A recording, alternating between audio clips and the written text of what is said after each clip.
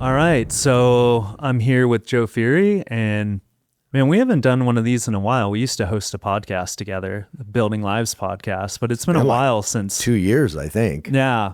Although we sit down for long-winded conversations of me venting and God knows A what lot of else all the different time. topics. Yeah.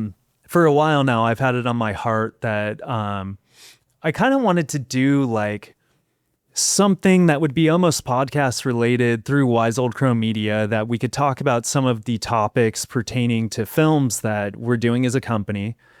And it just never got off the ground because I think I had it in my head that, you need to do a season or it has to be an every Monday thing. And it occurred recently that it's like, I do media for a living. If I want to have a conversation with someone, I should just sit down and have a conversation with them and we'll throw it in the feed. And I wanted to sit down with you because we're working on a film together right now. And I thought it would be a cool opportunity to talk about a lot of the subjects we're covering in that film, but also like our relationship and how the film started and why we're doing the film and why I feel like God called me to it and implanted the idea in your heart many, many, many years ago that you would share your story in some way, even before you had met me.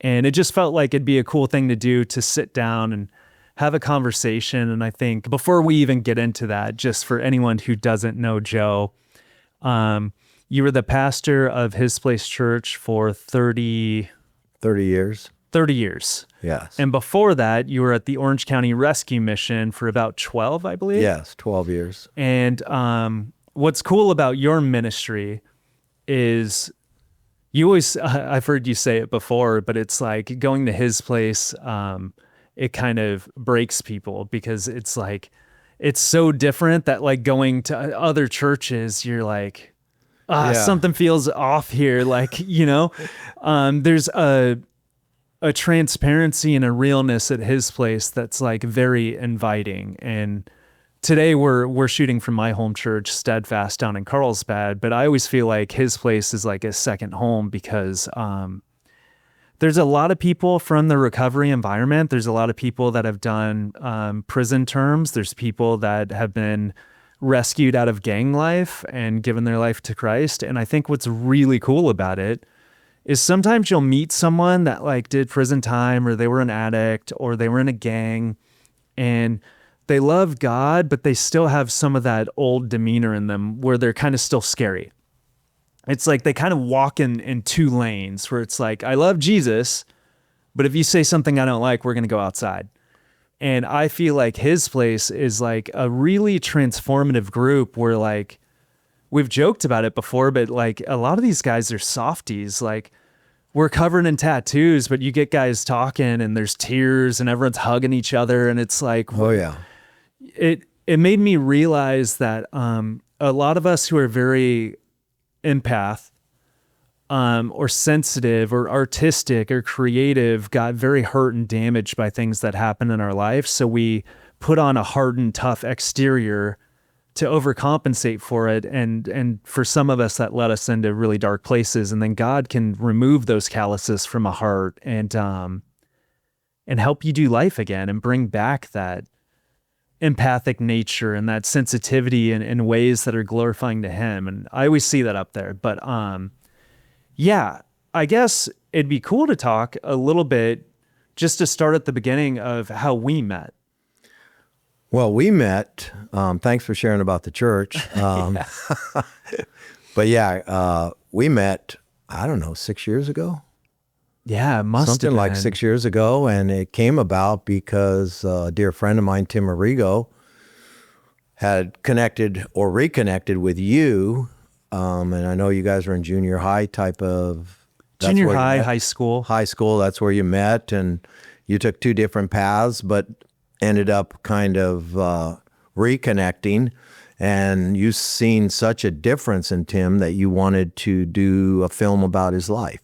Yeah. And you were in transition mode from commercial shoots to, Wise Old Crow Media, where you wanted to do, real life gutsy films, but also Christian films but real life ones. Mm-hmm. And so through that, you guys were raising money and Tim got a hold of me, and I think I even donated some money, and then you sent a teaser to the film for the movie and or the documentary, and I sent the film to a friend of mine named Reed, who was my son's best friend for a big chunk of his life.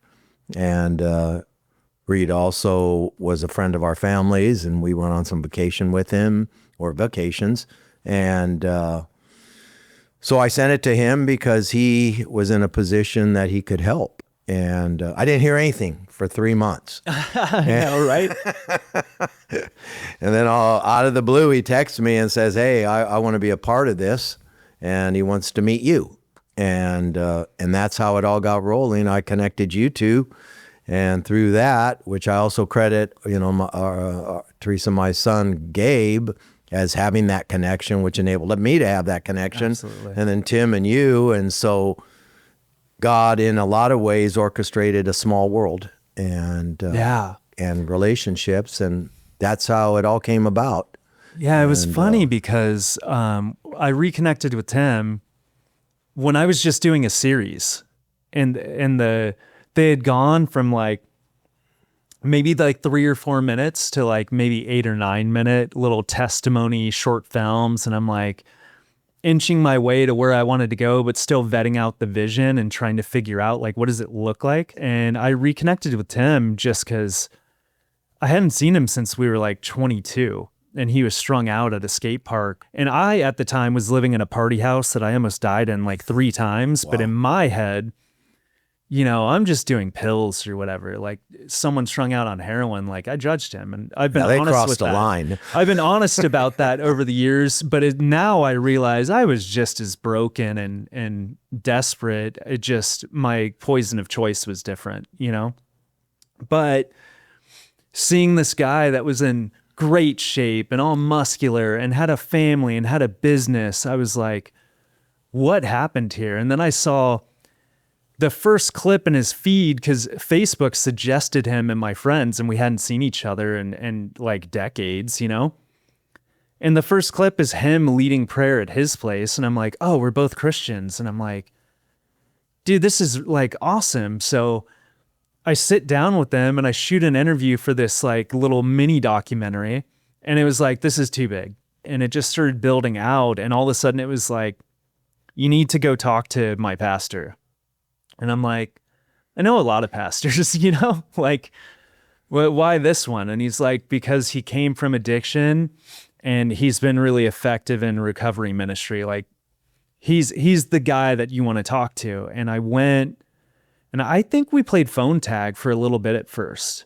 You called and got me on the phone, and like, you seemed super nice. And I went and I filmed an interview with you, and it like really rocked my world. I think I've told you, like, I went home that night stressing, where I was like, this doesn't align with like my current theology. And in the sense of like, not that you weren't effective and practical and giving great wisdom, but the fact that like, here's a pastor he's dedicated his life to helping people, and like his son dies and his daughter's murdered. Like it blew my mind because in my head, I'm like, God doesn't let these kind of things happen, And I went through a little bit of the same thing when my daughter got her autism diagnosis, is like, because we knew people that had happened to, it's like something that maybe like has come up in the past. And I was like, God would never let that happen to me. Like that was my thought, Yeah. And it's just like, what an arrogant thought, I think that's where we get flawed. We think that our plan is God's plan, and God has a plan that our plan fits into. And the problem happens when his plan supersedes ours, and he allows things into our life because that's part of his plan to accomplish what we don't know he's trying to accomplish and use us for. He's got a bigger plan. His plan is to save the world, is to redeem the world. Yeah. And we play a role in it, and we play a role in our generation. And I believe strongly that when God wants to reach certain groups of people, he has to give his people commonality. And that commonality creates ears in those that we are meant to minister to hear us. Why? Because we can relate to where they've been at because we're there. And so nobody chooses those, if you were to ask me, what plan of God would I choose? Well, I want the easiest and most comfortable with the least amount of problems. Give me that plan. Yeah. And, we have a world that's dying and struggling and hurting. And as, Scripture tells us in the book of Jonah that when God was speaking to Jonah, he says, they don't know their right hand from their left.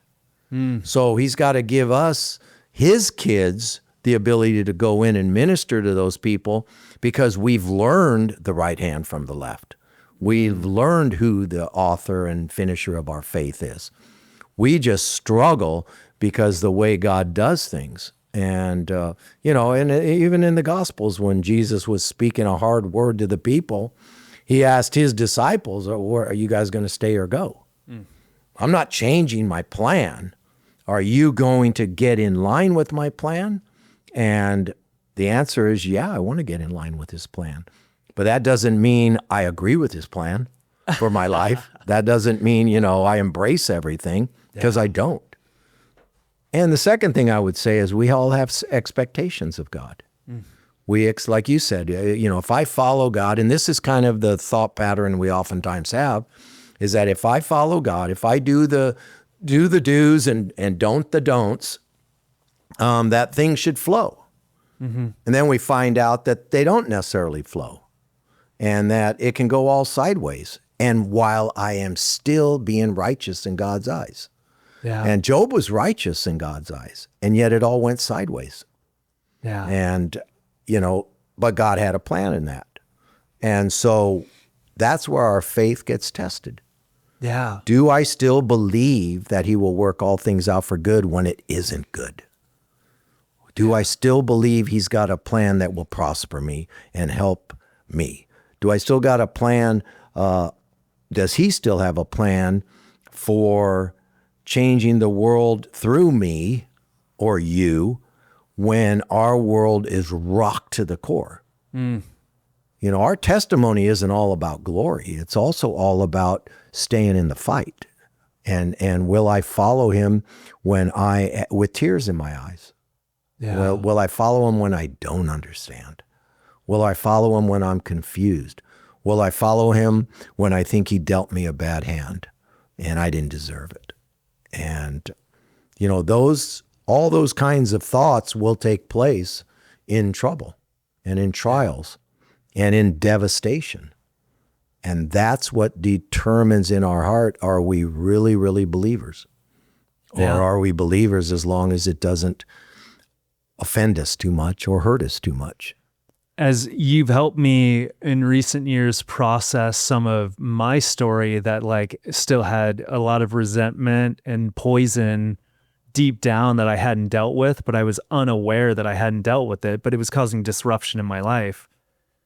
I realized in the healing and reclaiming of it that without that stuff, I couldn't do what I do now. I don't think I would be an effective director if I couldn't empathize with people going through things that I know what it's like to go through. So it's not that God caused things to happen in my life, but by God allowing certain things to happen in my life, I feel like it's sanctified me in a way where it's I'm more effective at doing what I do, that I wouldn't necessarily trade those things, even though they were hurtful. And at times there's still emotions tied to some of that comes up. Absolutely. It's a bummer, but it also has made me sensitive to a point where when I interview people, I often hear oh, you made that really easy. And I was so nervous to go into this, but you were so easy to talk to. Or I think this interview would have gone different if someone else, was leading it. And I think that comes from a place of I'm not here to judge you. I'm not here to get good stuff out of you or little nuggets. I'm here to just ask for your perspective in a judgment-free zone and, just help me fill in gaps on these things we're talking about. Well, that's what pain does. It allows you to put yourself in their shoes. So what it also does is it makes you a good listener because you can identify And therefore, you can ask questions that you've had to ask yourself and you've had to find answers to. And oftentimes people have those questions, but they haven't gone deep into themselves to answer them. So you create space for them to do that and help them navigate. But we can only do that if we've done it ourselves. And I don't have to experience everything that everyone else experiences to understand pain. Right. And to understand how pain transforms us. Nobody gets changed in the good times. I know, right? Nobody gets changed in that. We get changed through trials and tribulations, and that's why James tells us, consider it pure joy when you face trials of many kinds, for it tests your faith. It develops perseverance, and perseverance teaches you how to be whole and complete and not lacking in anything. Yeah. So God desires his kids to be holistic, to be complete, or to be mature, and so they can handle all things that will come their way. We're not much value if I can only handle a couple things and everything else I fall apart on. Yeah. I have to learn to be able to handle life on life's terms. And I don't always get to choose. You don't always get to choose. Nobody does. Yeah. You know? So you take all God's kids with all their varied experiences, we become a tremendous army to help other people, because I might not know exactly what you're going through, but I know probably somebody that does, because they've journeyed that same path. And I always share this. None of us have blazed any trail. Everything we've ever experienced, others have experienced. Yeah. I want to find out who's experienced it well, who's traveled the path well, so that I can learn from that. I don't want to, going to a person in a fetal position doesn't necessarily help me, but I understand a fetal position because I've been there. Yeah. And I understand not being able to navigate. And that is part of dealing with trouble and dealing with trials and dealing with trauma, is we don't know how to navigate. Yeah, that's true. So God sends people, resources, to help us navigate that. Yeah. And his word being one, the Holy Spirit, others, the world that's already done research on it, and we can gather from all that. And as we get healed, we become wounded healers. So we can help others. Yeah. And many of us, or I would say probably all of us, would never choose some of the road we have to travel. I'd rather blaze, like on a freeway, I'd rather blaze right by that off-ramp. But sometimes God has us go on an off-ramp we would never choose. Yeah. Only to bring us back to the thoroughfare to help others, and which also helps us and gives us purpose. Yeah. People might not have gathered this, but one of the reasons that you became a consultant on the threshing floor, I'm sure people see in the credits, it says consulting, Joe Furey. I tag you in a lot of the Instagram posts on it, or this or that. And I'm sure people are like, I know Joe's in that film. How is he connected? Is at some point outside of Tim's relationship and interviewing you for the film, we developed like a different, like kind of like almost like a mentor relationship where we started having long conversations with just talking through life and you giving me advice. And when I would screen early versions of the film, I would get a lot of feedback that felt good to get. But I think because people are friends with you, it's like, they want the best for things. So they kind of just tell you like, oh, that's amazing, or this or that. But what was cool about our conversations is that you would kind of call things out, not to damage or destroy, but to be like, hey, I noticed you gave a lot of screen time to this thing. Like, what was your direction there? Or like, what was the purpose behind that? And it caused me to think about, why am I making some of the decisions I'm making? And the reason you became a consultant on that is you became someone that I'd run things by to see, am I keeping the main through line, or are we getting lost in the mix here? Or am I making it too personal? Because Tim and I are going to, the same continuation school I went to and the same junior high and the same skate park I grew up skating. And there is a personal level. So it means something to you, but it may not mean something to an audience watching it, or it may not work into the film. And we started having a lot of conversations about that. While I was working on that, Reed became like my business partner and also like a great friend, which was cool because Reed's done well for himself, but we have a lot of relatability in growing up on a lot of the same punk music. And he has stuff in his story too. Right. And he resonated with what we were doing in the same way that I think you did of trailblazing. Like, we want to make faith-based films, but we want to tell stories about real people in real situations that are exercising real faith. Like, these aren't your G-rated, everything works in the end, this is family friendly, bring your 9-year-old to watch this film. These are stories where it's like, we want to talk about uncomfortable things because God is still working in the trenches in those things. And a lot of times the Christian response can be, don't give too much detail to that, or let's not really go there because it makes people uncomfortable. And it's like, well, what about all the people out there that are there right now that might watch this and we're not going to relate with them? We're not going to tell them like, this guy's been there too, and here's how we work through it. And we kind of built a little team around this film, and that led to Tell Me About Tomorrow, which is the second film I did when Reed introduced me to the Noriega family who had just lost their son to fentanyl. He took a Xanax that was fentanyl and died. And I started working on that story. But our relationship always like stood, and we'd have conversations, and I did some video work for his place, and we did a podcast together. And I always felt like God had pressed it on my heart that it's like, you're going to do his documentary. One day, Reed and I were talking as I was driving. I think I was driving to the Noriega house in Laguna Beach, and we were just catching up. And he was just like, what else is going on? Like, what other ideas do you have? And I was like, I want to do the Furey documentary. And he was like, done. It was like, what?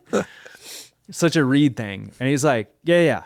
Like, get the paperwork, get a budget together, like, done, let's do it. And I was just like, oh, amazing. And we've been working on that. And I think people know we've been working on it, but they don't really know what it is, or they think it's like the Pastor Joe documentary. And I think for a while, I kind of thought it'd be the Pastor Joe documentary. And we've gone to the neighborhood in Santa Ana you grew up in, which is a very a real rough neighborhood, dicey neighborhood. And, we've gone to the Catholic Church, stuff happened at. We've gone to Salvation Army where like you coached, and, we've been all over, and we were filming things. And there was a common thread in a lot of the stories that came up is, you kept saying, Therese and I, your wife, Therese and I were just two lost kids who found each other and learned how to do life.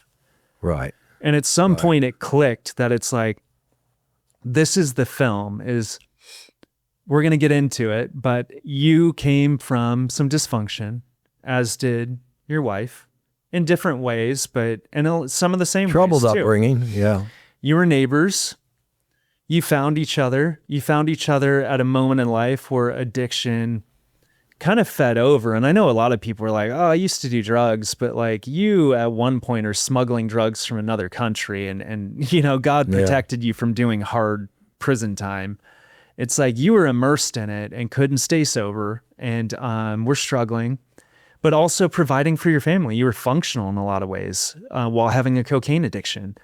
And Therese becomes a Christian, which leads to a very short time later, you becoming a Christian. And it's like these two lost kids from these different family backgrounds that don't really know how to do family are now, well, how do we do marriage as Christians? How do we raise kids as Christians? And you find your calling in helping people like you, which you've been very effective at.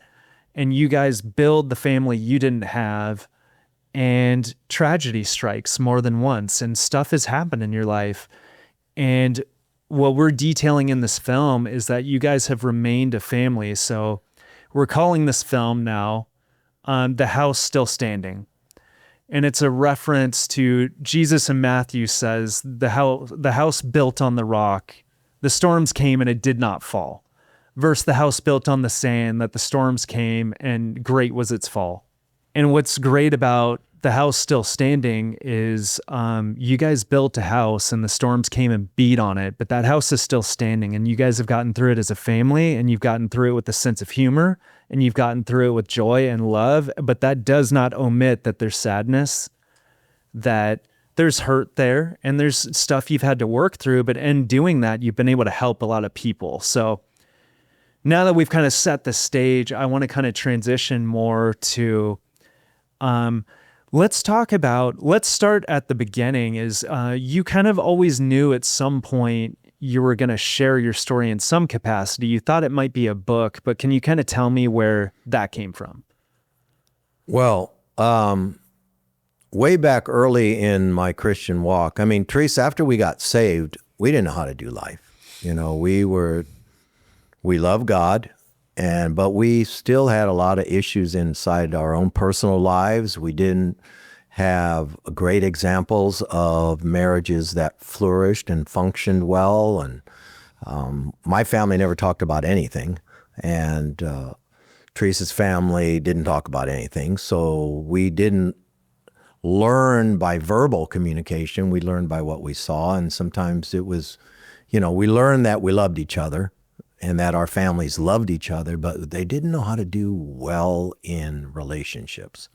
And so that was something. Both come from big families too. Yeah, we had 8 kids in my family. Teresa had 7. I'm the oldest boy. I have a sister a year older, and Teresa was the youngest of 7 and was alone a lot of that time because there was a big age difference gap. So, the oldest attracts the youngest, and so we were just struggling, but we were great friends. I think our relationship started as friendship, and I think that's what's carried us through all the hard times. One of the things that's carried us is we were always friends, and we never lost the friendship. And we to this day, she's my best friend. And so we have a lot of good times together. We laugh, and a lot of things that used to hurt, we just laugh about now. It's just like, I'm just being me. She's just being her. And but what got us to the place of believing that there's something big going to happen, and big is relative. It's, everybody can determine what's big in their own lives. But I was at church one Sunday, and this was probably about 2-3 years into knowing the Lord, and there was a guy that was preaching, and he was giving words for people. And so I got out of my seat because I was so desperate to hear something from God. And this was a man of God who was going to give me something from God. So wherever he moved on the stage, I was moving to stay in line with him, hoping to have him speak to me and give me a word. And he didn't give me anything. And it was like, in the service ends, and I go back to my chair, and, it's like, well, just another, disappointment. Thought something was going to happen, and it didn't. So we start to, and in church, after a while, you get your designated seats, and it kind of bums you out if someone else is sitting there. So I'm in my designated row in my designated seat, and I'm getting out, and we're filing towards the aisle to get out. And this lady comes up to me out of nowhere, and she goes, "I don't know you, but God gave me a word for you." And I said, "Okay." And she said, "You're going to have a powerful ministry." And I said, "Oh, okay, thanks." Didn't think a whole lot of it, but remembered it. And the following week, the very next week, after church, just a regular church service, I'm going back into the aisle, and this guy comes up to me that I don't know, and I've never really even seen him before. And he says, "I don't know you, but God gave me a word to tell you." And I said, "Okay, what is it?" And he goes, "You're going to have a powerful ministry." And it was like 2 times in a row this happened. And it was like, so I've always held on to that. And I've never really seen it come to fruition. Even though God has done amazing things, and we've served him with all our heart for a long time. And, ups and downs and all arounds. But I never thought what would be. And I always, thought that, well, God's going to do something. And I would think during different times and different seasons of our life and walking with the Lord that, oh, this is going to be it. Oh, this is going to be the big thing. Oh, this is going to create. And big to me would be a platform to help a lot of people. And when he gave me the mission, I thought, oh, that would be it. Then the church, and I thought that would be it. And then this all happened in the last number of years, and it was like, oh, he wants to do a documentary on our lives. It all started out with helping Tim get his documentary and you getting your thing going. And then it was like, oh, well, that might be it. And this might be a way to take all that we've been through to help other people on their journey. Whatever God considers powerful, that's powerful enough. And I remember one time early on in my ministry at the mission where I was just so frustrated that things weren't happening, and God spoke to me and he said this. He asked me this question. He said, if I only give you 20 people ever, and this was in the early days of the church where the mission work and the church were woven together. If I only give you 20 people, are you okay with that? And the answer was, and I'm driving my car at that point in time, I'll never forget it. And the answer was, no, I'm not good with that. No, absolutely not. 20 people? And then I had to chew on that for a little bit.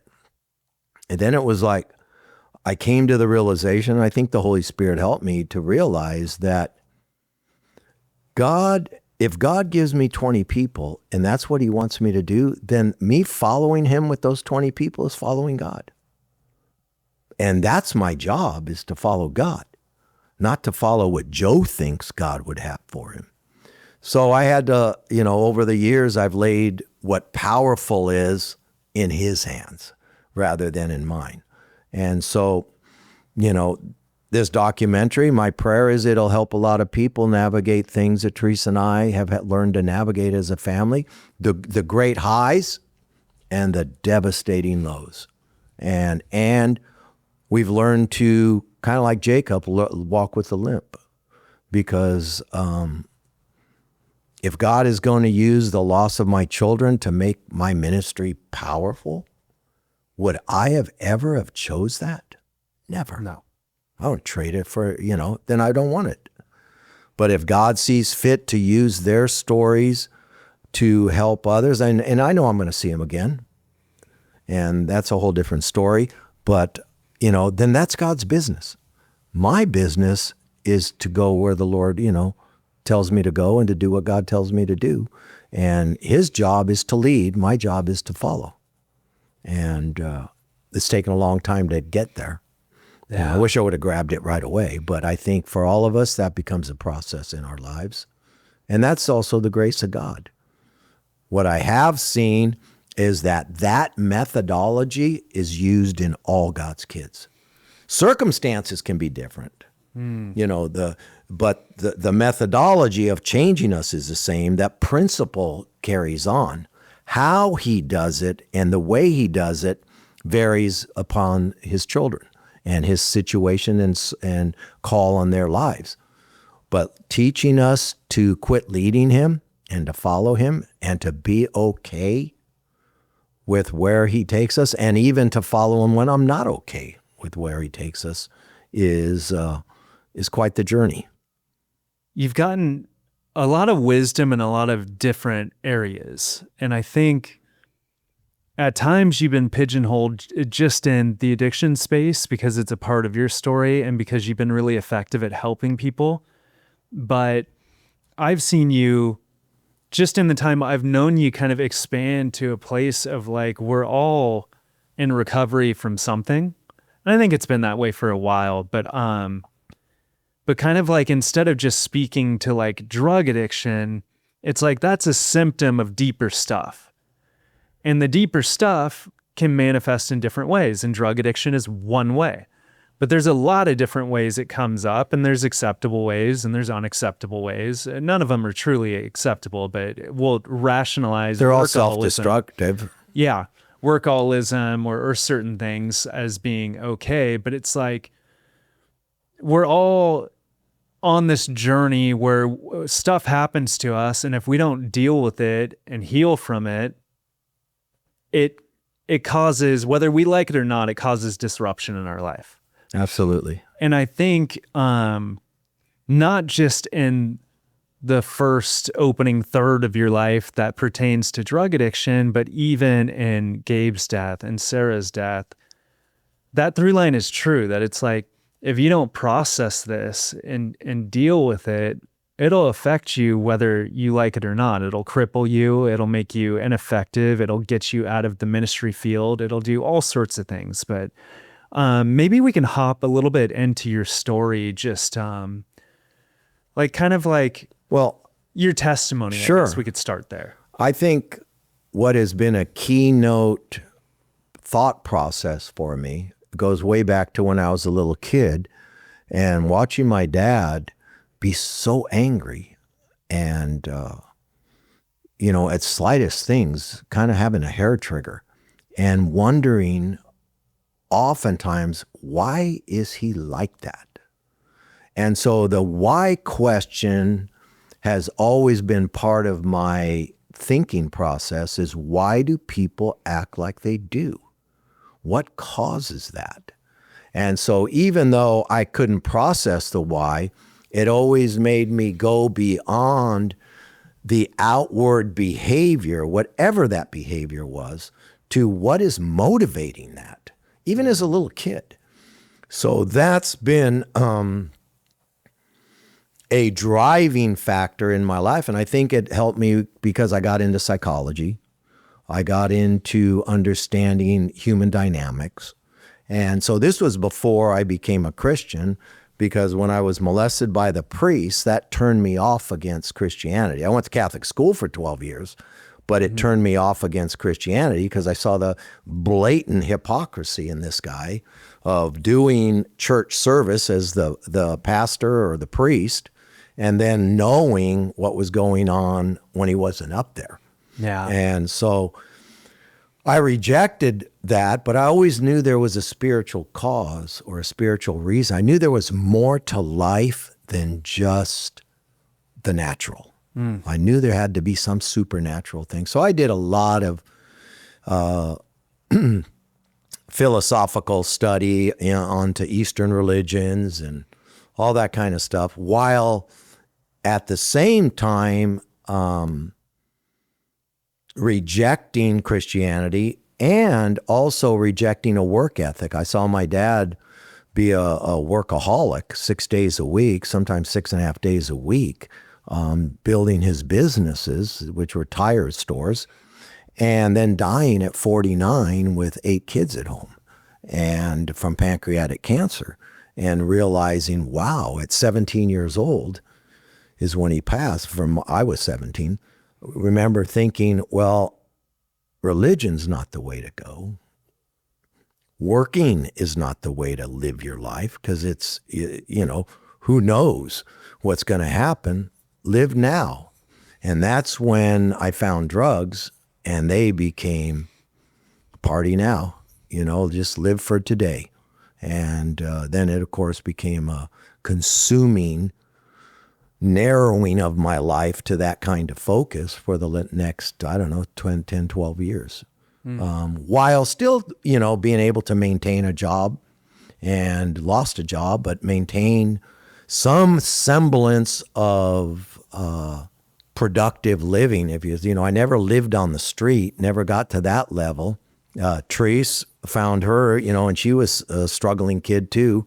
So we did drugs together. We'd listen to Eastern philosophy together, laying on the floor in her living room with an old box stereo, listening to tapes of different gurus, and searching, always searching. And so 2 lost kids, and then ultimately getting married, and my addiction took me to a bad place. And she ended up leaving me after the 3 kids were born. My son was 3, and the twins were just born, and then having the whole beginning of a new life, because in the documentary I'll share all that, but finding Jesus and then having to learn how to live a different life.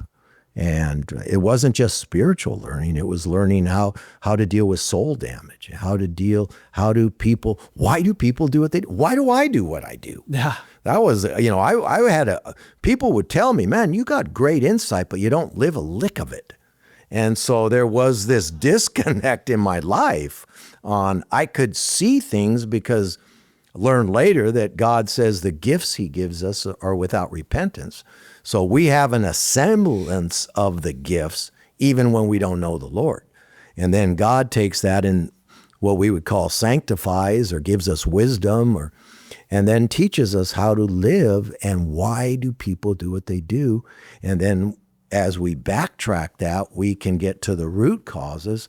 And then once we know, now we have the knowledge to be able to change that. But when I don't know what I do, why I do what I do, I am having all that influence uninvited in my life, continuing to govern my life. Mm. And so that's been the process. So addiction, yes. Yeah. Addiction is a door opener. It's not the end of the story. It enables us to go deeper. It removes that, whatever the addiction is.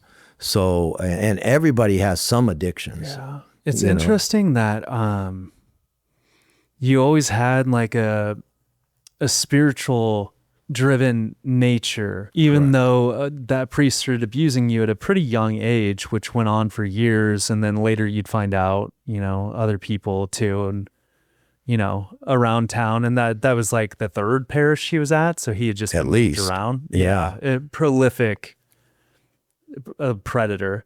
But I've known a few people in my life that have heard the voice of God. I felt God's presence and I knew it was God's presence. I haven't personally heard God speak. I've had thoughts pop into my head that I felt like were Holy Spirit driven.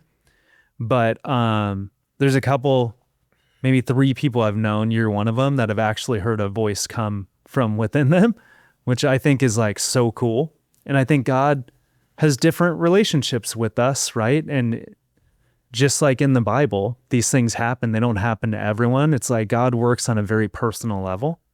But what I think is interesting is there's times you heard the voice of God years before you would actually become a Christian, because I think the first time was on the porch at the apartment you were dealing drugs out of, right? Correct. Yes. I always had a spiritual bent. But one day I was sitting, I think I was about 22 years old, sitting on my front porch. I had the upstairs apartment with 2 of my buddies, and Teresa ended up moving in with us too at some point. And I don't know if she was in there at that point, but I'm sitting there, I'm smoking a joint, had some Coke on a little saucer, and had a yellow notepad. And I was writing on this notepad what I was going to do with my life, because those kind of things always were in me. And so I'm writing that I'm going to spend 10% of my time playing sports because I love sports. I'm going to spend 20% of my time working. I'm going to spend 20% of my time spiritual. And right when I wrote that, I heard this voice, and the voice was outside of me. And it said, "Thou shalt love the Lord thy God with thy whole heart, thy whole soul, and thy whole mind." And it was in King James, which I didn't know. I didn't know anything about the Bible. Although I went to Catholic school, the only time we opened the Bible was for the Christmas story. And so I jumped out of my chair and I'm looking around thinking, who's talking to me? And it blew my mind. And then I just kind of went back. And so for the next 9-10 years, I lived my life the way I lived it. But I never forgot that. Yeah.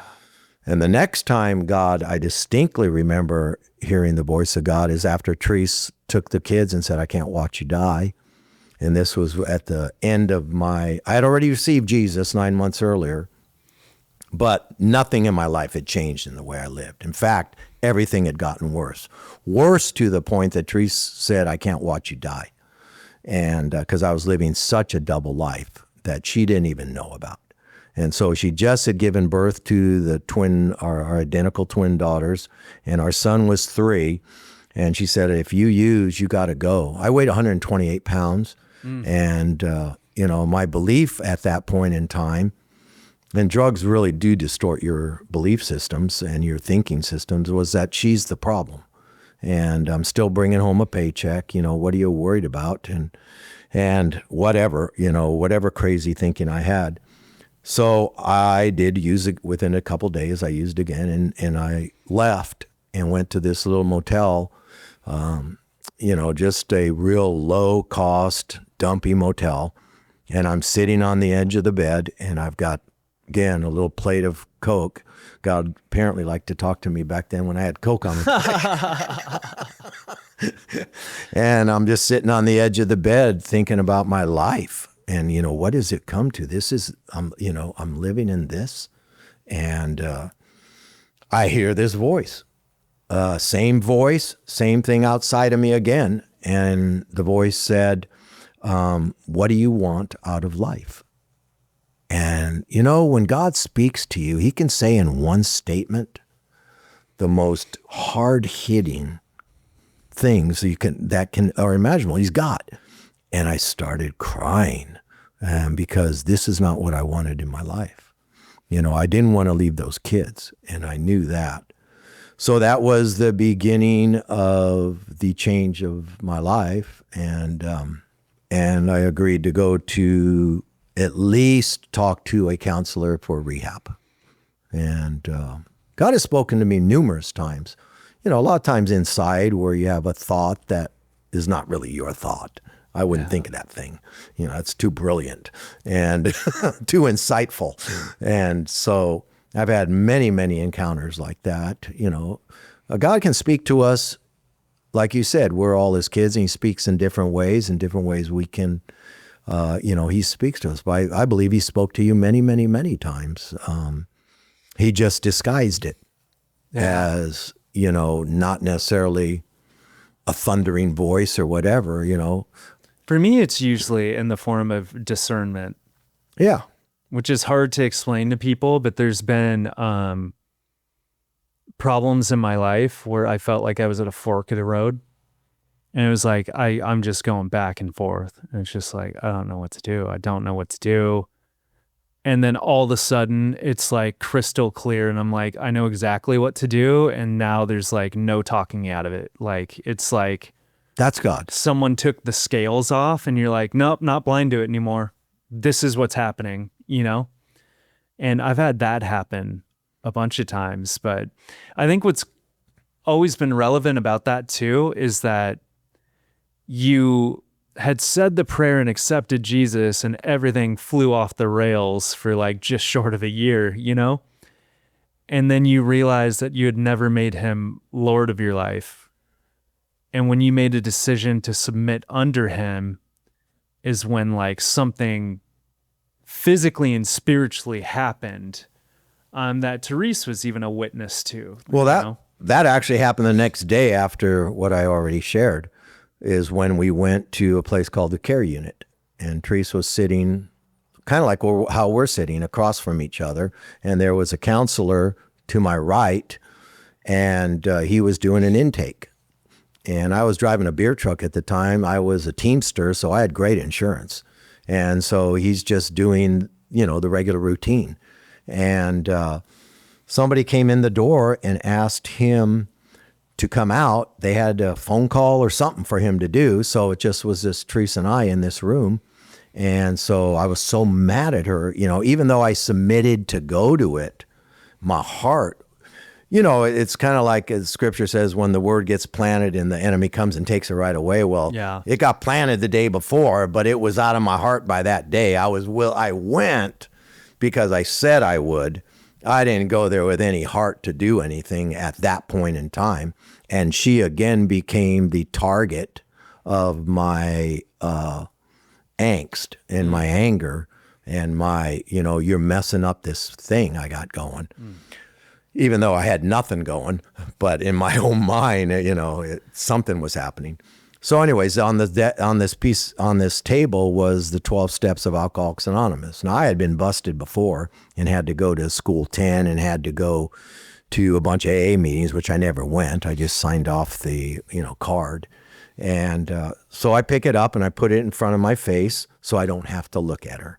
And as I'm reading this piece of paper, first step says our lives are unmanageable and we can't control our drugs, basically, or, whatever the substance is. And I said, whoa, that's me. Now, all of a sudden, the room went black. This is another God thing, but the paper was talking to me.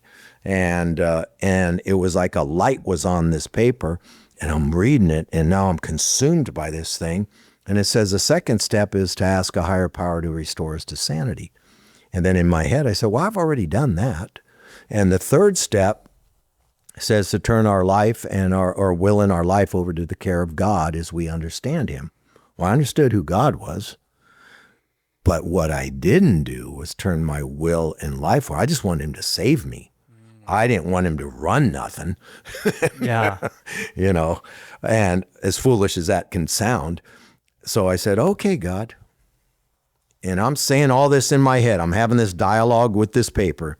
I said, okay, God, I give you my will. I give you my life. I give it to you. And right then, I felt something lift off of me. I believe it was the obsession. It could have been demonic too. I'm not sure all of what was going on, but something was different. And I've taken many, many people through similar type of situations in their life where they literally felt something coming off them.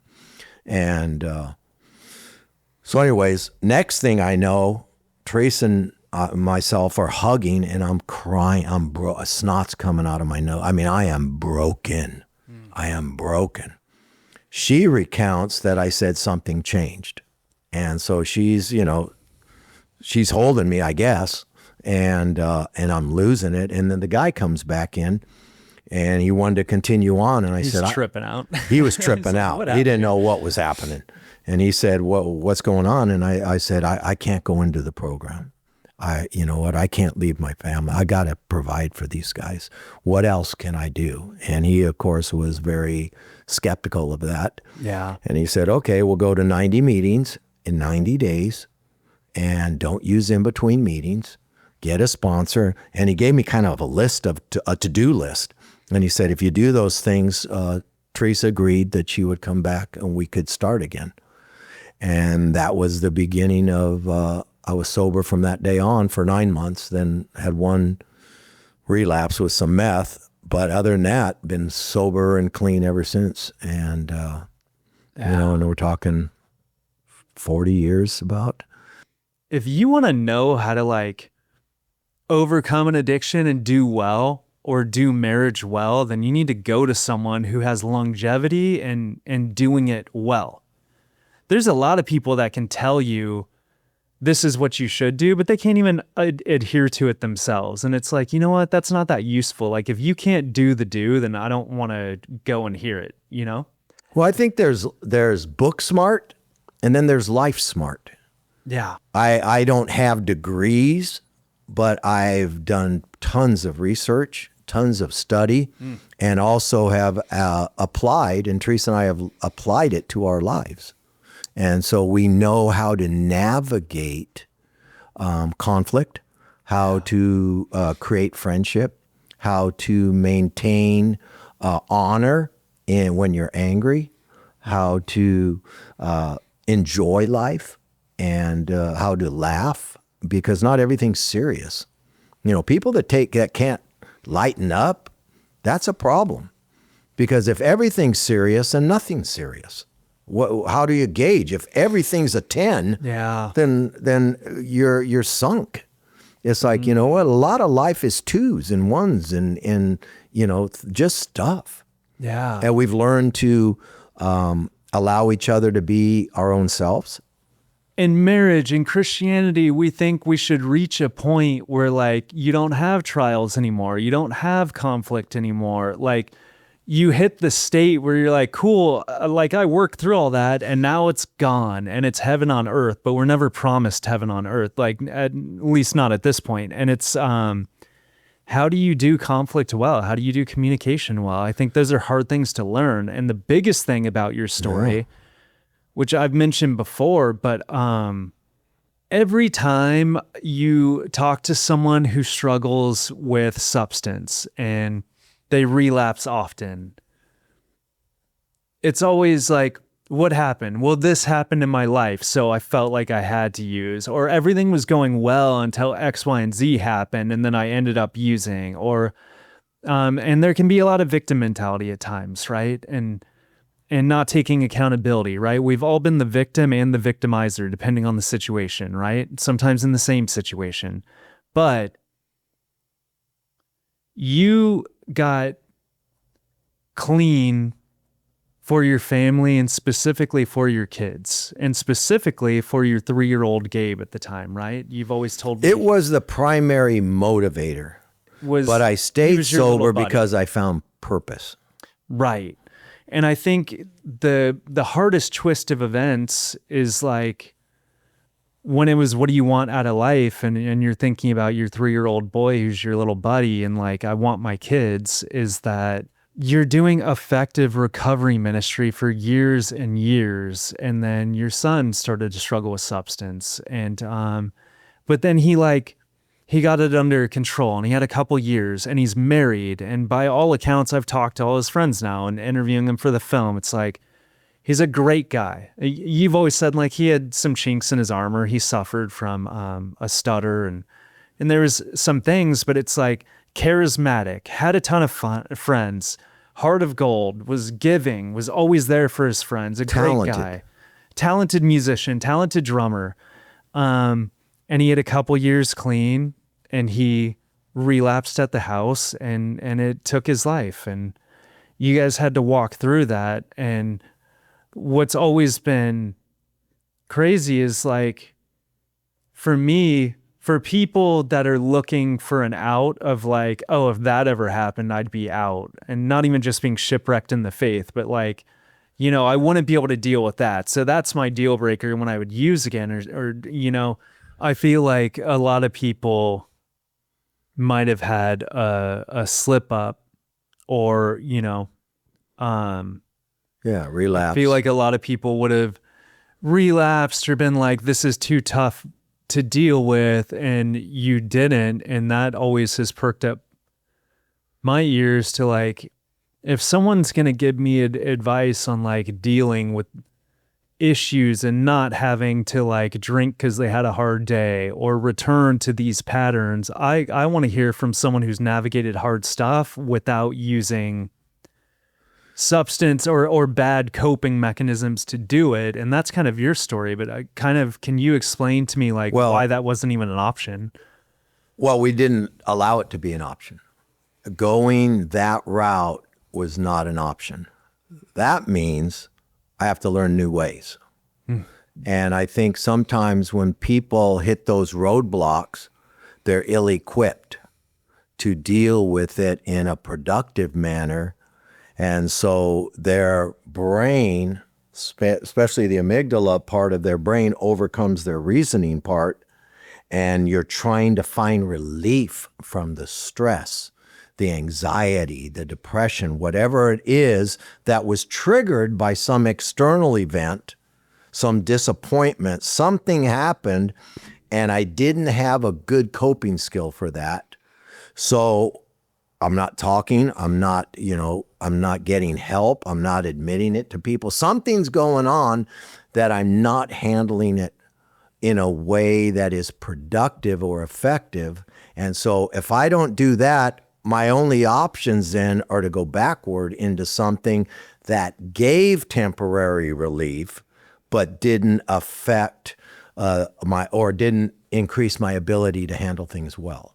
So we're going to have numerous coping skills or numerous issues come into our lives that along the way that are going to be new in recovery, whatever it is. I mean, if I'm a overeater and when I get stressed, I overeat, If I didn't, and stresses will vary, I have to learn a different stress coping mechanism for this new thing, or else I'm gonna, go back. Right. And so if I eliminate in my mind going back, then I am forced to get some help to deal with it. And that's where we went. Yeah. And this is a cool thing. You begin to build a reservoir of good coping skills for multiple different issues that you've already been putting into practice. So now your ability to draw from them is greatly increased. From getting high or whatever it is, whether I'm stressed, happy, sad, angry, that's my go-to. Now I have 7 things I can go to. And they're not that difficult. Yeah. It's just going to people, getting out what's inside, going to God, doing some research on, what does stress do? And now we have it at our fingertips. I can look up stuff all the time. I can, go to Grok or Chat GPT or any of those to find out what's an effective way to deal with parenting. Yeah. What's an effective way to deal with this issue I keep having with my wife that we're not able to satisfactorily overcome. We keep running into it over and over again. We haven't figured out a way to successfully navigate it. So what am I missing? What am I missing? And it also goes back to the idea that I'm not the first one to blaze this trail. Yeah. Other people have blazed it. I'm not the first one to have ongoing issues with my spouse or her with me that we just can't seem to navigate. Yeah. It's like, well, other people have had these issues. How have they done it? And what has worked? And so we become students, and that's what I've learned in life is I'm always a student. Yeah, I'm a teacher, but I'm also a student. If you take it to the Christian realm, I'm a shepherd, but I'm also a sheep. Yeah. So, I play dual roles. And then we play multiple roles. You're a father. You're also a documentary producer. You're also, you got multiple roles, a husband, friend, mentor to others, counselor, and I'm also a counselee. Did Gabe's death redefine your theology at the time, or did it affect your faith at the time? Oh, well, it rocked my faith. Yeah. Yeah. But my daughter getting pregnant at 16 rocked my faith too. Yeah. Me getting a church that couldn't get more than 30 people rocked my faith, rocked my call, rocked a lot of my self-worth. Is God, does God have favorites? Because certain people seem to be able to just flow, so lots of things rock our faith and not in the sense of becoming faithless, into becoming what is faith. And it really boils down to faith in Jesus. My faith is in him, because if it's in my circumstances and how I'm viewing them and how God is handling them, man, I am going to be up and down and all around. And we a lot of people sometimes. are, yeah. and learning that, he is the rock. Is he the rock or not the rock? Yeah. Because if I build it on these other things, they will be rocked by circumstance. The storms will rock them and they'll knock you down. And sometimes God shows us that we are built on sand in certain areas. Certain areas, I'm on Jesus. I'm on the rock. Other areas, and so God allows the storm to come to show that that's not on the rock. And so we need to get this on the rock. Yeah. It's not to condemn us. It's not to beat us up. It's to realign us. And yeah, I remember having a conversation with you and Therese, and you guys saying you felt like for a long time, if you did the right things should happen. So if you raise your kids in church all the time and like they go to youth group and like we do everything that you're supposed to do, then like bad things shouldn't happen. So then your I think daughter, that's a universal you know, belief. yeah, your daughter gets pregnant at, the first party she goes to or whatever. And it's like, but we did what you're supposed to do. Yeah. And, Yeah. if you do church how everyone says you're supposed to do it, then it should just grow and you should have a mega church in I'm like teaching 5 the years, word. Yeah. I mean, you have, and that's why I say we all have expectations of God, whether we know it or not. And circumstances reveal what those expectations are. And trials reveal them. Different things will reveal that, oh, I expected God that if I do A, B, C, D, I'm going to get E next. It's going to flow that way. Yeah. If I raise my children right, they will not fall away. They will not make these kinds of mistakes. As if that is somehow in the Bible. And it's not. I mean, Adam and Eve, the second son kills the first, so you've got, or vice versa, who Cain kills Abel, that's like right from the get-go, Adam and Eve sinned right from the get-go. Human beings were messing up. Yeah. Why would I think that wouldn't happen in my life? And disease happens. Divorce happens with God's kids. Not all of us get the same trials, but we all have trials. And there is obviously, it's good to do the right thing versus not caring or whatever. But what would you say like the better mindset to live in would be? Well, when I fail, God, it isn't final. And I am going to make mistakes. I've made many, many mistakes. We're never going to reach the place of being mistake-free, but God will work all things for good. That's what you learn. It's not just the tragic things. It's also my other failures. Failure, say the filmmaking doesn't go exactly like you want it to go. God's still got a plan. He's still working out something in your life. He's not ashamed of you. God is for me. So failing and sin take on a different connotation. He doesn't want us to sin because it's destructive to us. He doesn't want us, like a good parent doesn't want their kid to do destructive things. Am I still his child if I sin? Absolutely. Absolutely. I said this to someone recently. I said, how do you think God views you? Do you think he views you more as a sinner? Or does he view you as his child? Because whichever one of those two you gravitate towards is how you're going to relate to God. And I sin because that's part of my nature. I have a sin nature. Someday I won't. Yeah. That's the beauty of the resurrection. But right now I have a sin nature. So I try to control it. And the Holy Spirit helps, and the Word of God, and it's all part of maturing in Christ.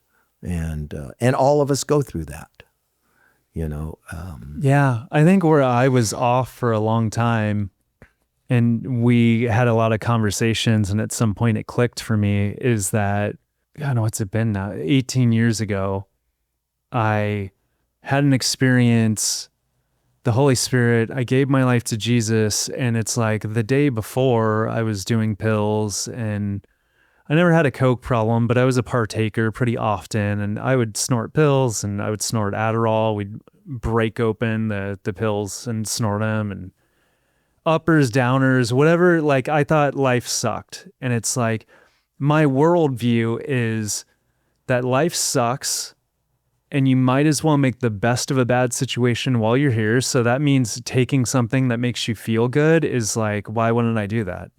Absolutely. Like doing whatever you want to do. Well, you might as well, because we're mold growing on this planet, and eventually I'm not going to be here, and I hate my life anyway. And like, I don't see a best case scenario because life is depressing and whatever. And God came into my life and shifted that from, I'm an orphan. I was the unwanted accident child that has been depressed his whole life. And, I went from that to like, oh, God loves me and God has a plan for my life. And I never looked at substance after that and like wanted to do it again. It's like later there would be times where like, I let beer back into my life, and there might have been times where like I like overdid it on a night with that, but I never abused like prescription drugs again. I haven't done coke since whatever, early 2008, Um but all these years later, what I didn't realize is what addiction really is about is the inability to do life on life's terms. So when things come up in my life that disrupt my life, I have to deal with them somehow. And it used to be, well, I'm going to go take a Percocet or a Soma or a Vicodin or whatever it is, right? And make this go away, And when you take that out of the equation, it didn't fix the problem that I didn't know how to do life on life's terms. So when things come that upset me, I'd be quick to losing my temper, right? Or I had a severe validation issue, and it mainly was in the form of work. I was a people pleaser when it came to work because that's where I found my validation from. And I did that a little bit with God. Like, if I was doing ministry pieces for the church, I'd feel really good about myself. But then if I felt like they were slighting me or taking advantage, I'd get really upset about it, because that's now my validation source. So it's like, you can't disrupt that. And did the same thing a little bit with work. And I realized like, you still don't know how to do life on life's terms because you get deeply depressed about things or deeply angry about things, or you still burn down relationships and bridges in your life because you're very emotional about things. And it's like you just stop sedating that with drugs, but like the problem's still there. It took a long time for me to realize where that was coming from, and I think a lot of it came from an orphan syndrome.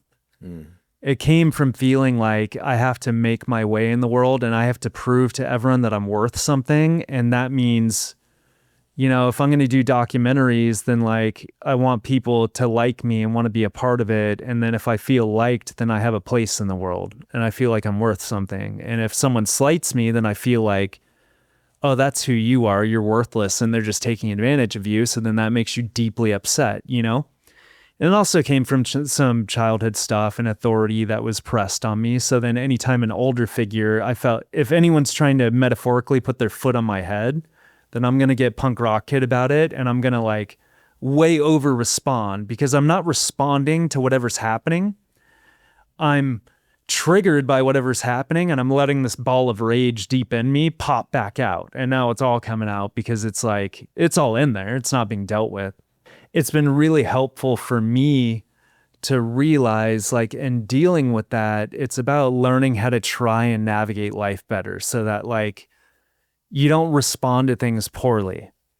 And I think the reason I've been passionate about doing your film is that to me is the message of like the Furey family is,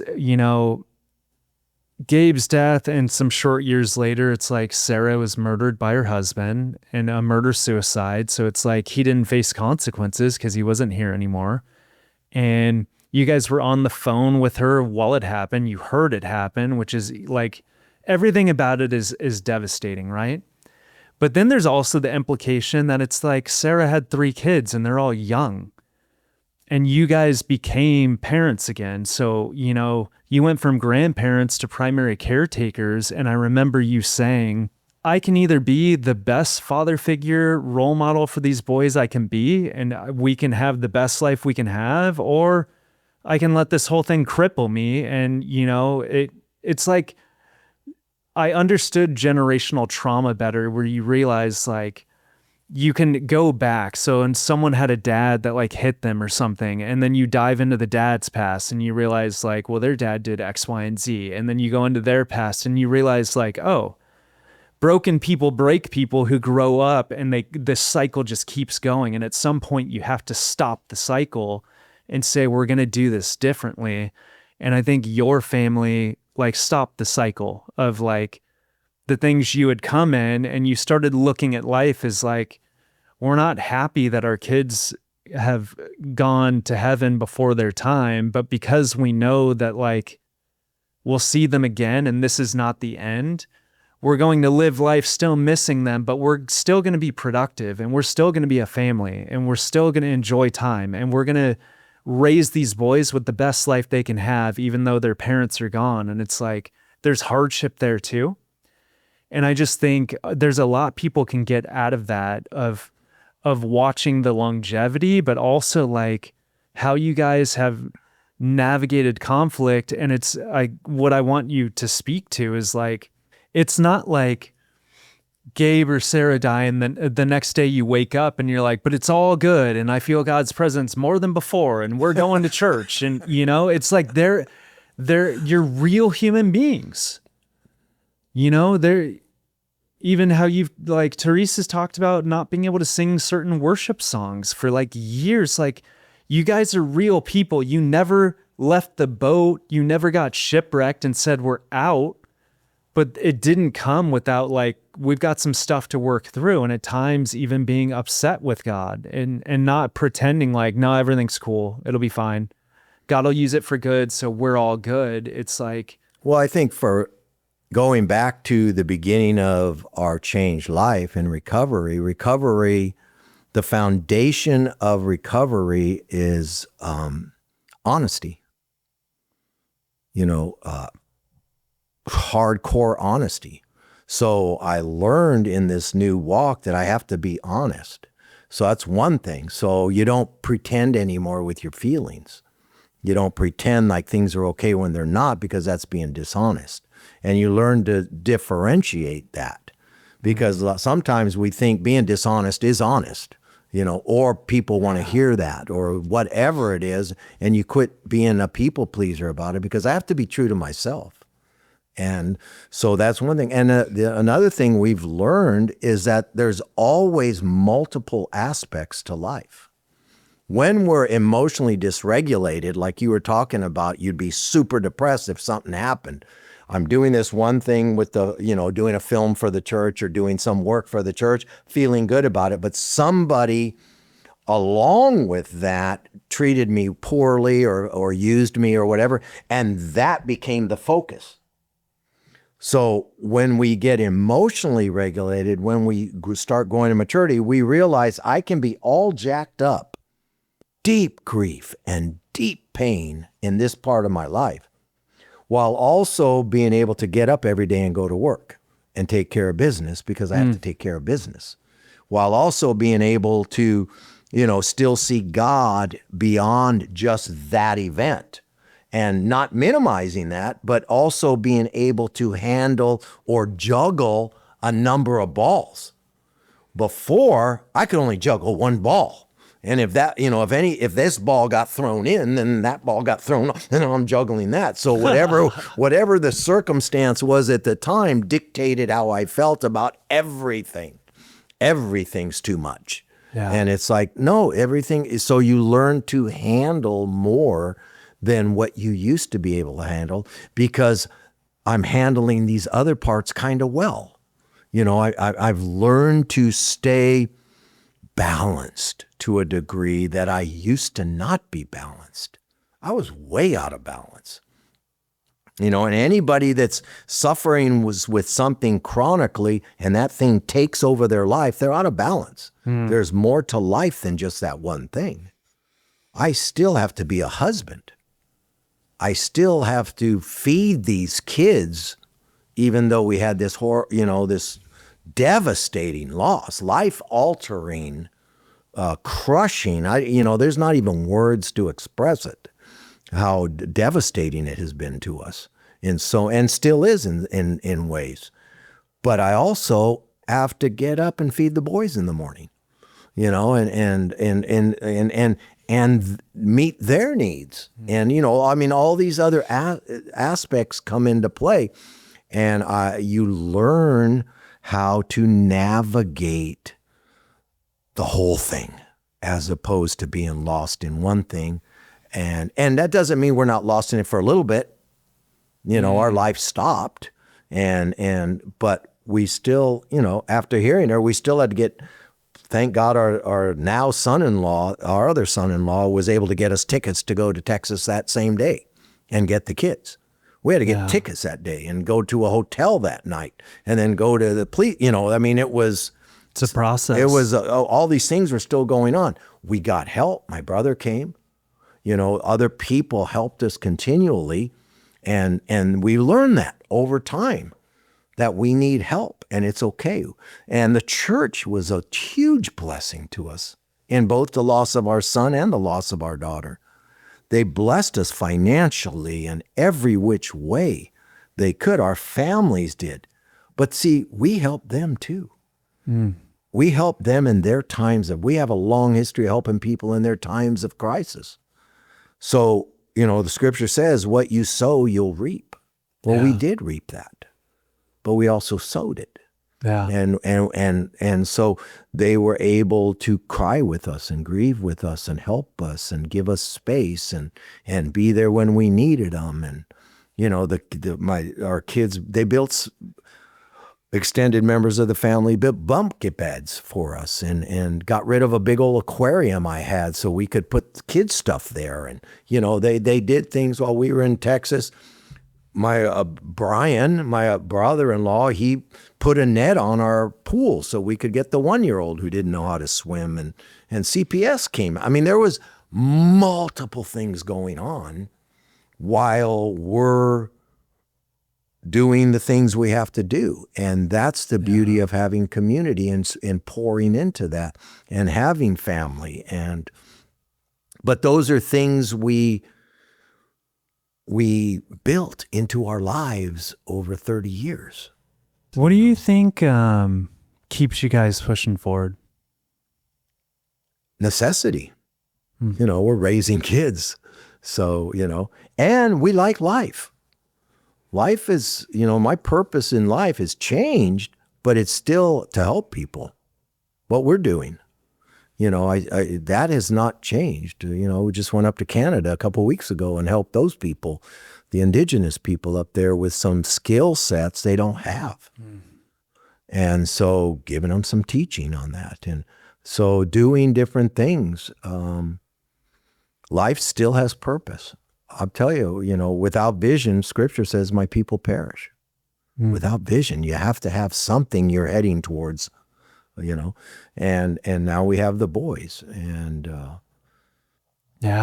But this is the cards we've been dealt. So as I've shared with you before, play them well. Doesn't mean we'll play them perfect. Doesn't mean every hand's a royal flush. But if I only got one pair, then do the best I can with one pair.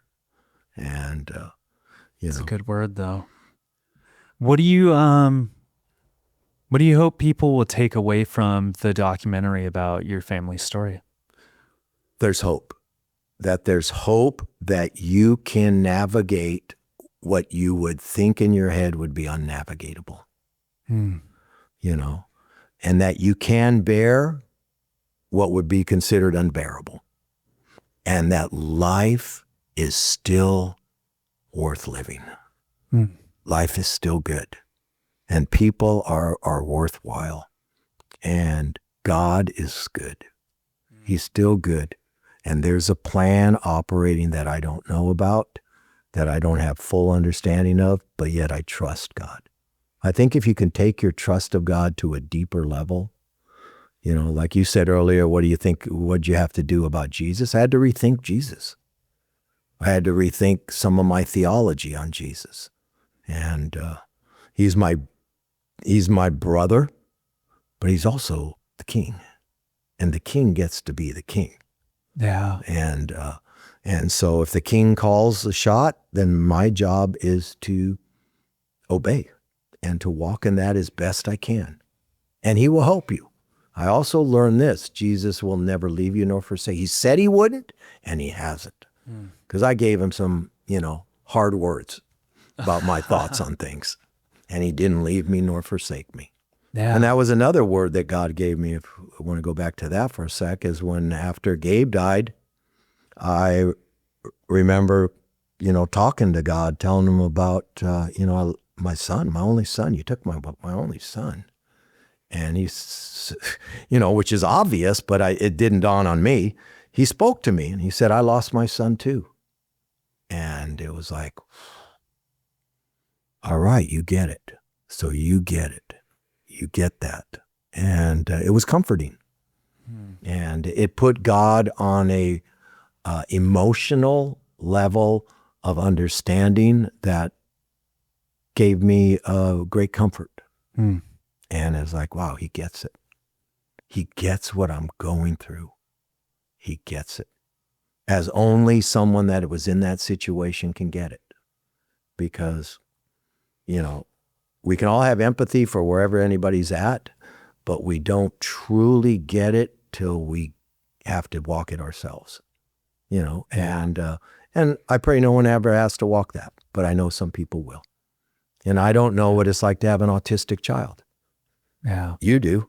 I can empathize with it, but I don't know what it's like to live that day in and day out, or divorce, or chronic illness, or a whole slew of other things that can happen. Yeah. I don't have them all. I can empathize with them all, and I have compassion for it, and I'll support it, them, but I'm not going to ever pretend I know what that's exactly like. And some of the paths, even though they're different, they have similarities in the suffering that's involved. They have similarities in the recovery process that's involved. So everything has connection.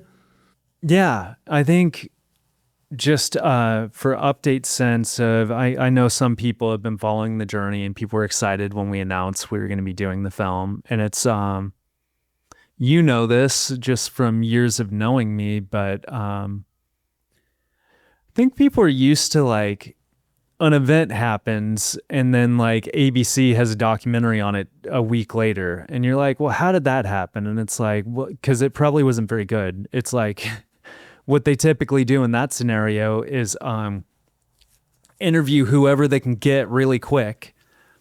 And then they reuse the same photos over and over or like the same video clip over and over.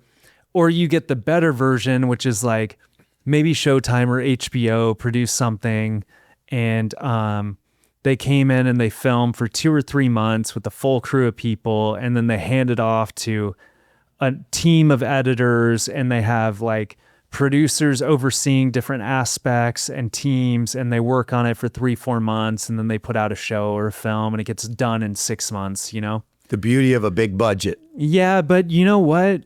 And I've talked about this with other people, like on Tell Me About Tomorrow and whatnot, is like, not only do I have a grassroots approach out of necessity, because I typically work alone, I use some assistants here or there. We've used primarily Curtis on your film, who's been in it with me. And I love that because it's like he starts to understand how I like to shoot things. So when he's getting a second angle, he knows where I would want him. Or when he shoots a drone shot for me, he knows the type of clips I like.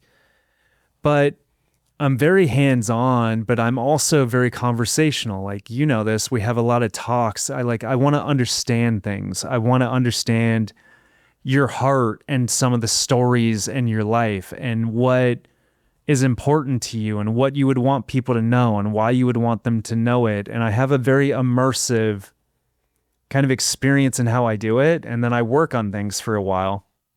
I would like to get to the point where maybe it only takes a year to do a film instead of 2, but I tend to juggle things too. But I do like getting to know people, and I like things to be able to evolve while we're working on something and not to come in and like hammer things out for a couple months and then duck out, Right. Right. And I also let people be a part of the process too, which is not very common in my line of work and can be hard at times, but most production teams, they come in and they do whatever they want after. If they want to dramatize a story, they're going to do it. And, they're going to do what they want to do. And I have a different process to that. But I think it can be deceiving from the outside looking in where people are like, oh, are they even still doing that? And it's like, yes, we've shot maybe 17 or 18 interviews at this point. We have a couple reshoots, just people that want to sit down again. Because that interview and talking about stuff that maybe you don't talk about all the time or you don't sit in all the time, it unlocks things where a week later stuff might come to the surface. That night stuff might come to the surface. So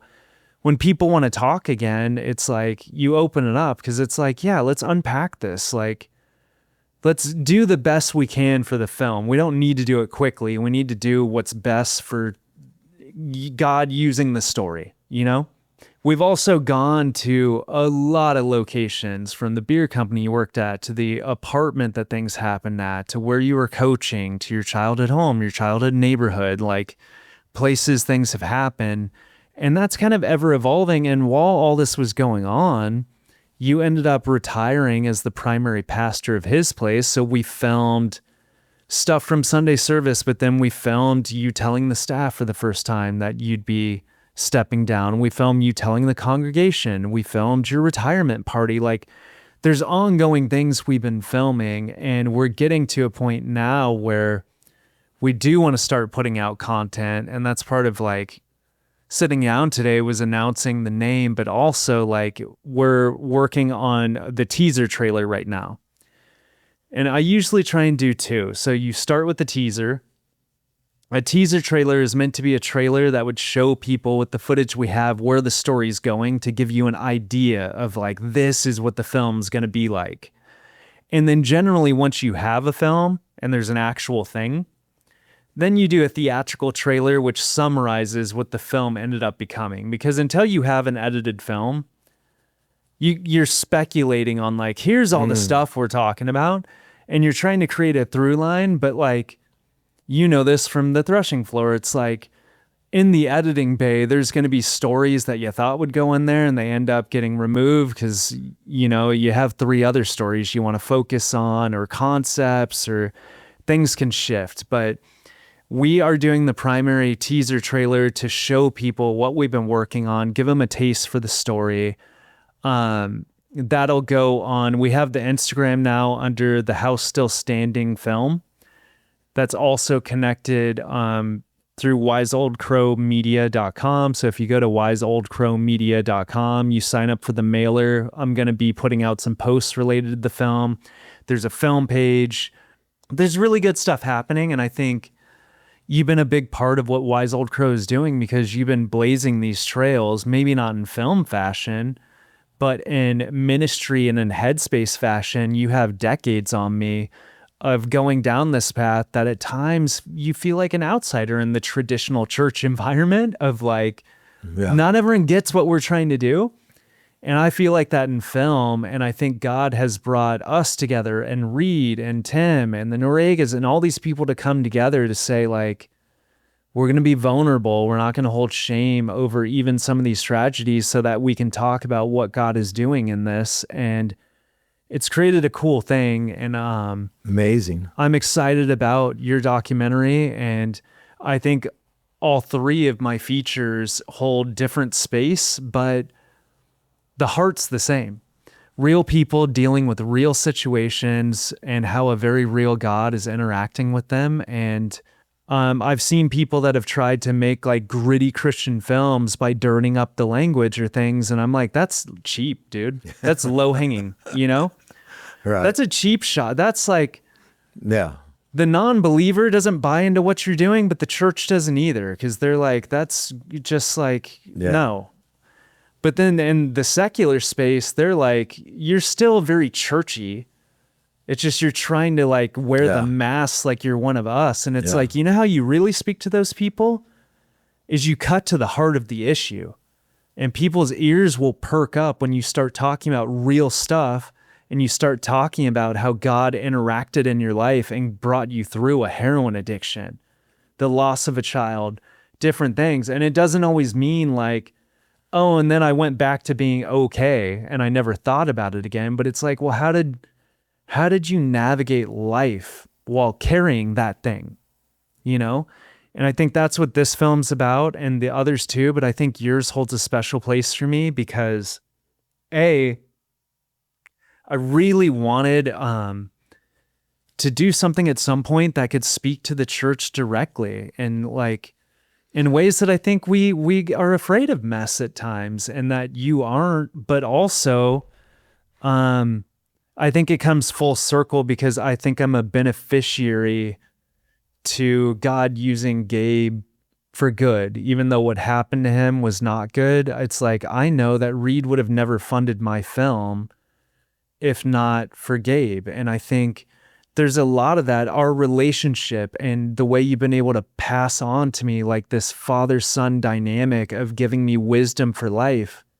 If Gabe was here, that probably would have gone to him. And guys like Tim and I might have gotten some of it, but it's like you might have been more focused on your own son, and that would have been okay. There's nothing wrong with that. But it's like knowing that God has used the tragedy of what happened to Gabe for good. I feel like I've benefited from that in a weird way of like, God has used that to bring blessing in like our relationship and in my relationship with Reed out of that. So it's like, of course I would want to like talk about this family story and so much application, but also like I've talked to people that Gabe's homes, which also started because of Gabe, you created, I'll say like you partnered and created a nonprofit that made these recovery homes that I've talked to people that were on the streets for 10 years and no rehab ever clicked. And they went through Gabe's homes and it clicked. And when you hear stories like that, you're like, man, look at how God has used this family, even though this family has experienced things that other people would be like, there's just no way.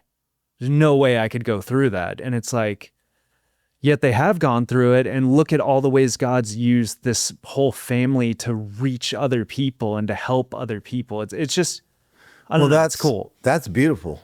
And that's what makes it worthwhile. Not in the worthwhile of the sense of, he's gone. Yeah. Worthwhile in the sense of God redeeming a devastating thing and turning something good from it. Plus, we win. I see him again. So, in the big picture, it's win, win, win, win, win. And that is the beauty of our faith. And the other thing is, that's why I want people to see this for exactly the same reason. We're not different than you. You have the same capabilities. Everybody has the same capabilities to use the story of their life to benefit others. And yet, at the same time, they can be thankful for that while also still grieving parts of their life that are losses. It doesn't all have to be good for it to be good. Yeah. We're going to have good, we're going to face the abundant life Jesus said he would give us.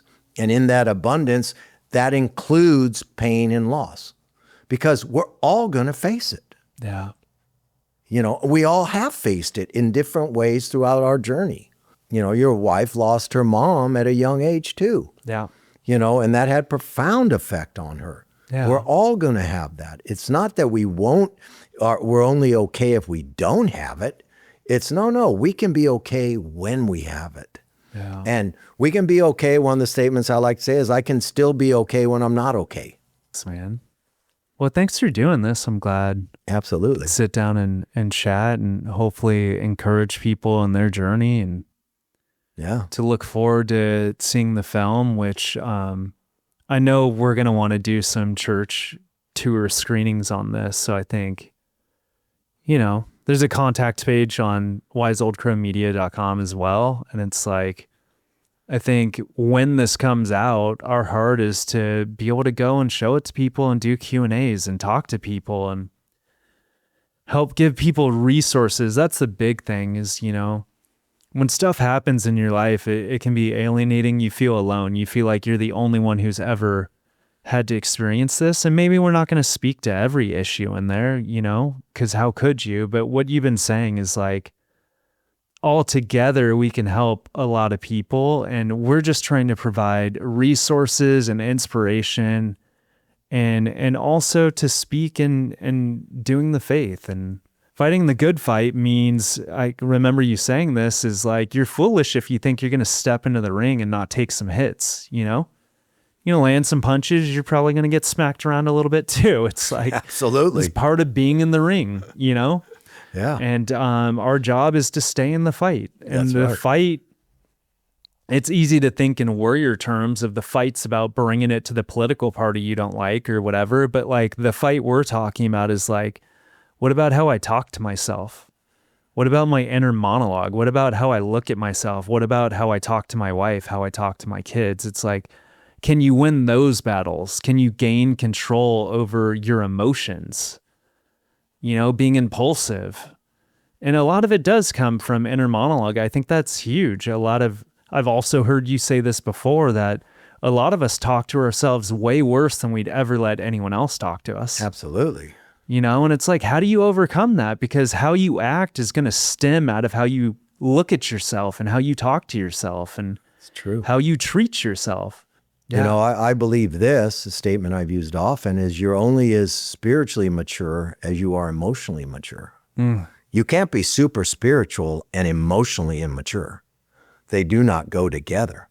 As I grow spiritually, I have to grow emotionally. I have to be able to handle things on a different emotional level. If I fly off the handle all the time, that tells you a lot about my spiritual growth. Well, this has been helpful. So Yeah, well, glad we did it. And topics. yeah. And everyone listening out there, stay tuned for some stuff coming. Sign up on the mailer. Go follow the Instagram and stay tuned. This project, I really think it's going to rock people's worlds and be really cool. So thanks for listening. And I look forward to doing more of these. So. All right. God bless everybody.